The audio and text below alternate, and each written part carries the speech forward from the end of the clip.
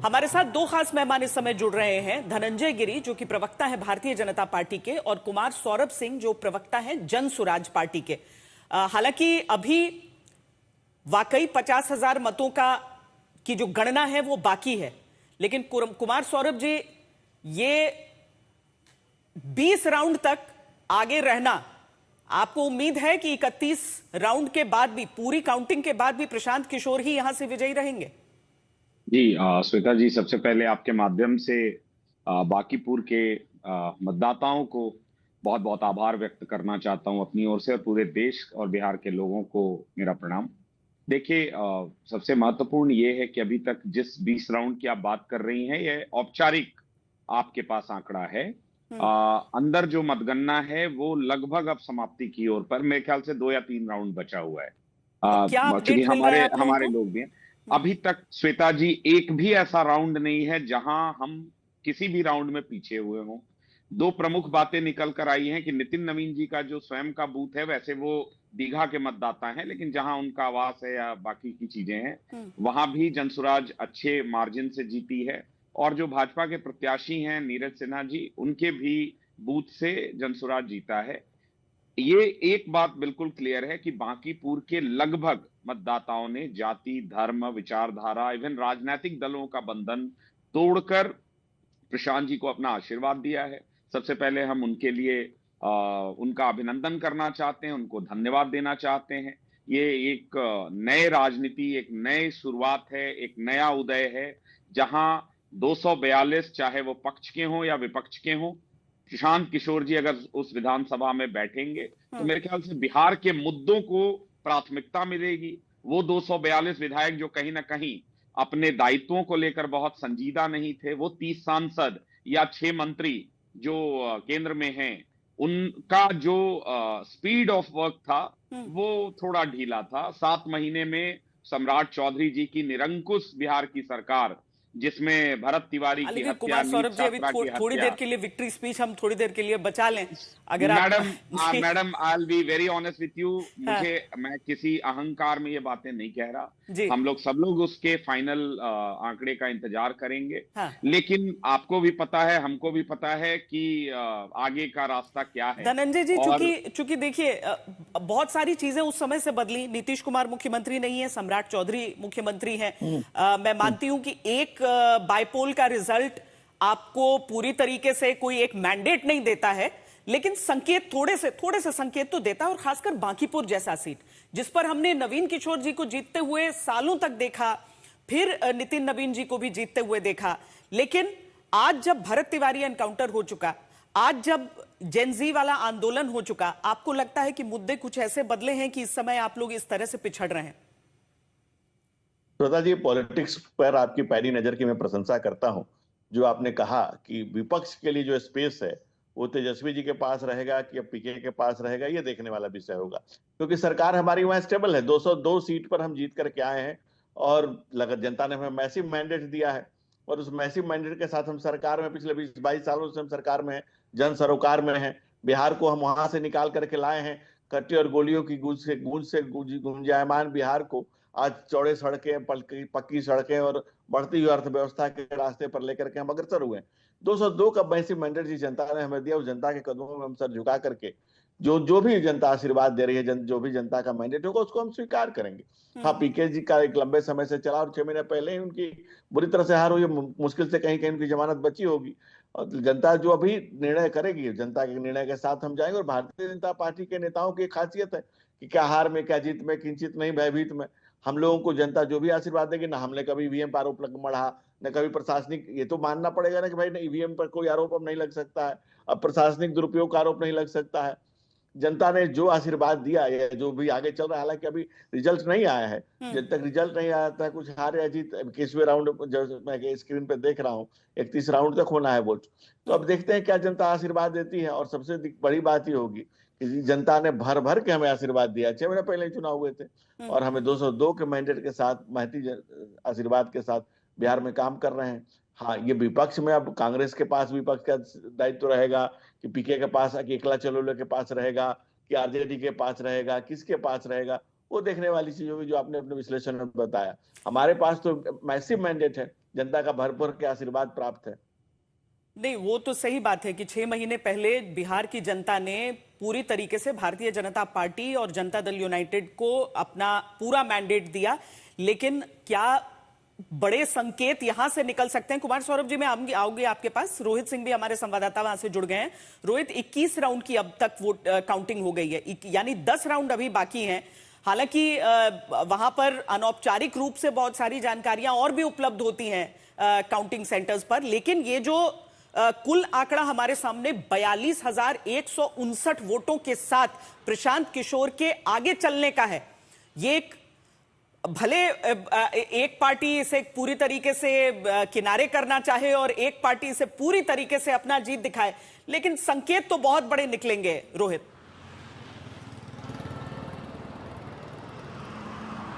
नहीं, बिल्कुल, देखिए, संकेत यहाँ सबके लिए है। यहाँ बीजेपी के लिए तो संकेत है कि किस तरीके से ये बांकीपुर सीट, जो कि उनके राष्ट्रीय अध्यक्ष की सीट रही है पिछले 5 बार से, 35 सालों से बीजेपी का गढ़ रहा है, वो किला अगर ध्वस्त हो जाता है तो बीजेपी को सोचना पड़ेगा, समझना पड़ेगा कि आखिर क्यों हुआ और क्या मतलब क्या कारण रहे कि इस तरीके के जो परिणाम आए हैं ऐसी सीट पर जहां बीजेपी कभी नहीं चाहती होगी कि यहाँ से उनकी हार हो, क्योंकि नितिन नवीन राष्ट्रीय अध्यक्ष की सीट है और खुद नितिन नवीन ने यहाँ आखिरी के 2-3 दिनों में जब वोटिंग से पहले ताबड़तोड़ रोड शोज किए, जनसंपर्क किया था और पूरा का पूरा बीजेपी और एनडीए का कुनबा यहाँ पर प्रचार प्रसार कर रहा था। उसके बावजूद भी अगर प्रशांत किशोर ये चुनाव अगर जीत जाते हैं तो जाहिर सी बात है सोचना होगा गलती कहाँ पे हुई है और क्या इस चुनाव को बीजेपी ने हल्के में ले लिया।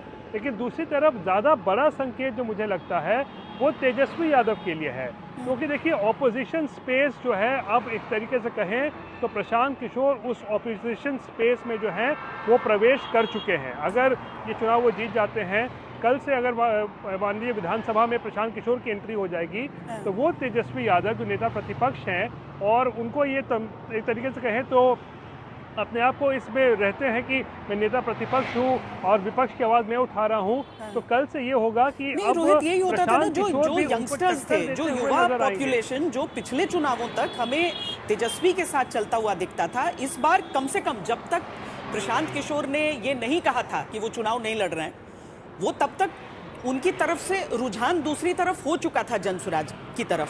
लेकिन मैं ये समझना चाहती हूँ, क्या ग्राउंड पे इस बांकीपुर सीट की कवरेज करते हुए आप लोगों को ये एहसास हो रहा था कि जो कोर है वो दूसरी तरफ शिफ्ट कर रहा है, या ये पूरी तरीके से शॉकिंग है?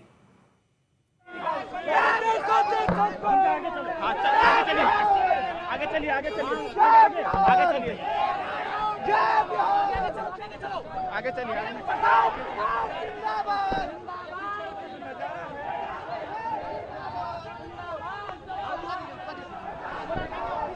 प्रशांत किशोर और यहां पर वो लहराते हुए पीले झंडे और पीला अबीर गुलाल, ये नजर आ रहा है यहां पर। हम सुनाते हैं, शायद उन्होंने मीडिया से थोड़ी बात की, हम आपको सुनाते हैं क्या कह रहे हैं। आगे ऑफिस के पास बढ़ो, एक आदमी ऑफिस के पास, ऑफिस के पास।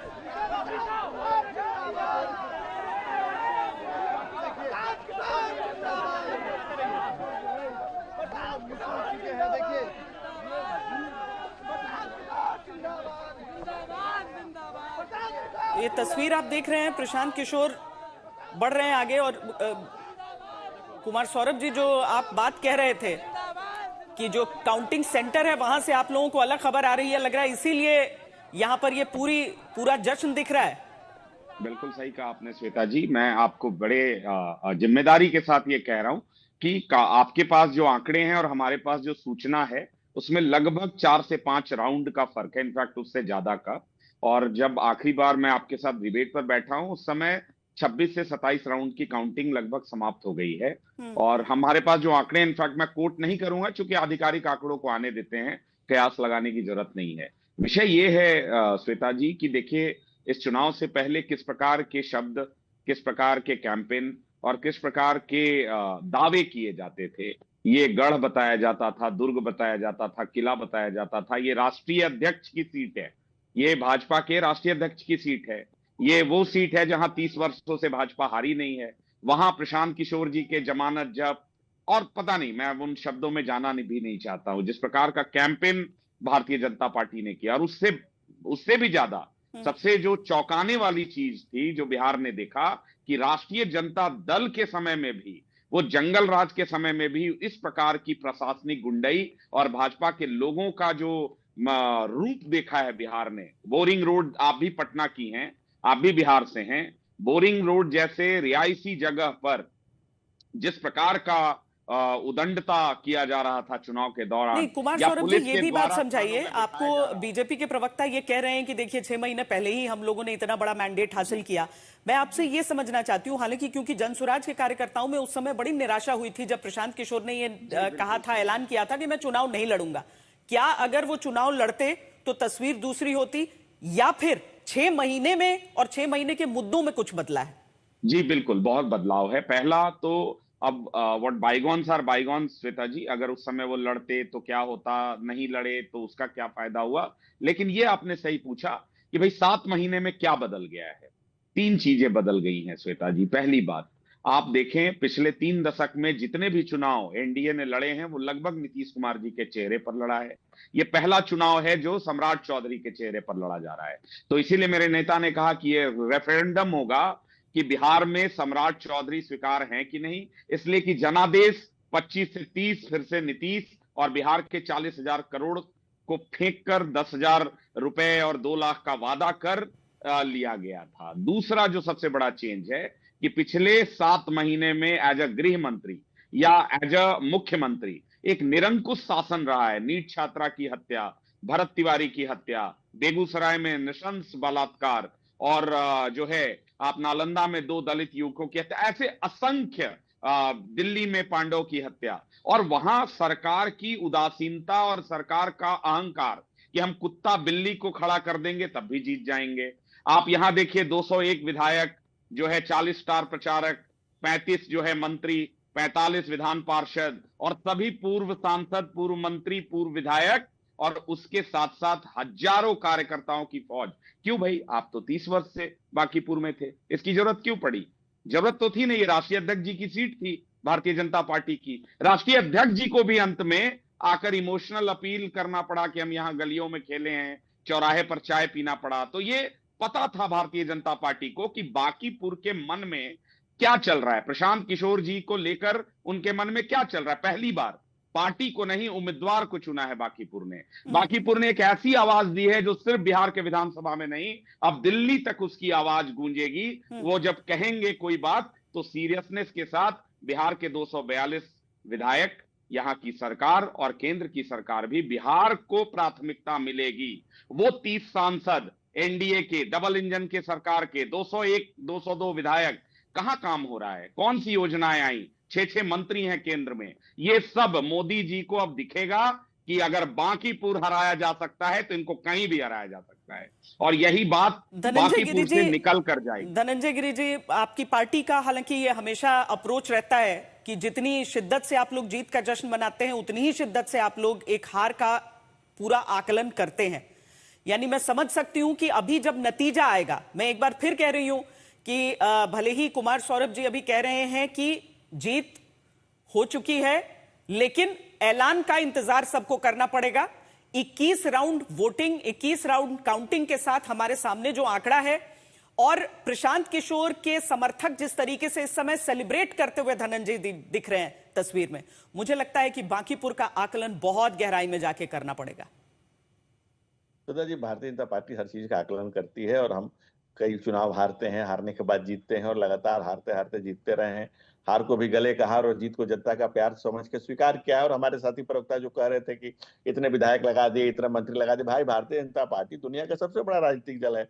14 करोड़ कार्यकर्ता है हमारे, इतने सारे हमारे विधायक जीते हुए हैं। 201 वहीं की जनता ने हमें विधायक जीता करके दिए हैं, कहीं अलग से उठा करके नहीं लाए हैं। अगर आपके पास वन मैन शो चल रहा है तो ये आपकी समस्या है। धीरे धीरे आपकी पार्टी का विस्तार होगा, आपको शुभकामनाएं देंगे हम लोग। असहमतियों का सम्मान ही तो लोकतंत्र है। और सबसे बड़ी बात है कि आप असहमति की आवाज बने, तो आपकी आवाज कहां तक जाएगी, कौन कितना सुनेगा, आप जनता को आपने कितना प्रोपेगेंडा दिया, कितना प्रैक्टिकल करके दिखा पाएंगे, क्या कर पाएंगे। अभी तो आपकी परीक्षा होनी बाकी है, अभी तो असली एग्जाम बाकी है, अभी तो शिद्दत से शुरू हो रहा है आपका सफर, अभी तो आपका सफर सरीके सफर भी शुरू नहीं हुए। आप अभी आप जितनी बड़ी बड़ी बातें कह रहे हैं और जितनी बड़ी बड़ी बातें पूर्व में आप कह चुके हैं, उसको जनता ने पहले खारिज किया हुआ है, फिर भी हम आपको शुभकामनाएं दे रहे हैं, बड़े हृदय के साथ दे रहे हैं।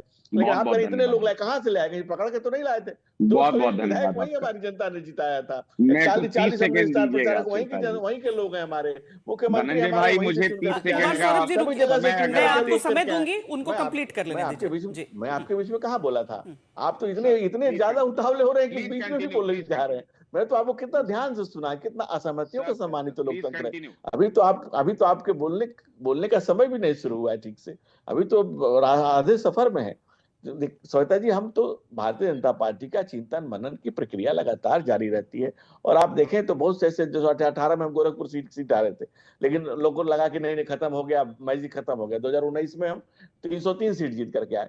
तो ये हार और जीत तो लगी रहती है, इसकी हम लोग तो बड़े हृदय स्वीकार करते हैं। सबसे बड़ी बात ये होगी श्वेता जी कि अब कोई ईवीएम को दोष नहीं दे पाएगा। सबसे बड़ी बात ये होगी, ये कोई नहीं कह पाएगा कि भारतीय जनता पार्टी प्रशासनिक दुरुपयोग करती है। अब ये सारी नैरेटिव जो है उस पर विपक्ष क्या कह पाएगा, सवाल वहां खड़े हो पाएंगे। विपक्ष का कौन चेहरा बनेगा, पीके अकेले बन पाएंगे कि 22 सीट लेकर के आरजेडी बन पाएगी, कि 6 सीट लेकर के लालू जी के पास जितने बाल बच्चे उससे कम कांग्रेस के पास विधायक बचे हैं वो लेकर पाएंगे, कौन किसके पास विपक्ष की जगह होगी। क्योंकि भारतीय जनता पार्टी, जदयू और हमारे एनडीए के पास तो मैसिव जनादेश, जनता का सर झुका करके जनता के कदमों में कह रहे हैं कि हमारे पास मैसिव जनादेश है ऑलरेडी, और सरकार बहुत ही स्मूथली सरोकार के साथ जन सरोकार को सिरोधार्य करते हुए हम लोग चला रहे हैं। अब पीके जो प्रोपेगेंडा थ्योरी उनकी है, जो तमाम बातें कह के आ रहे हैं, तमाम चीजें कह के आ रहे हैं, जनता अब उनके चीजों का, जब आपको जिम्मेवारी जनता देती है तब वो आकलन करती है कि आप क्या कह पाए और कितना उसको डिलीवर कर पाते हैं, कितना कर पाते हैं, क्या उसकी परिणति लेकर के आते हैं। और फिर वो अंतिम बात जो आप भी कह रहे हैं और मैं भी कह रहा हूं कि अभी बस 11 राउंड और बाकी है, 11 राउंड के बाद जो परिणाम आते हैं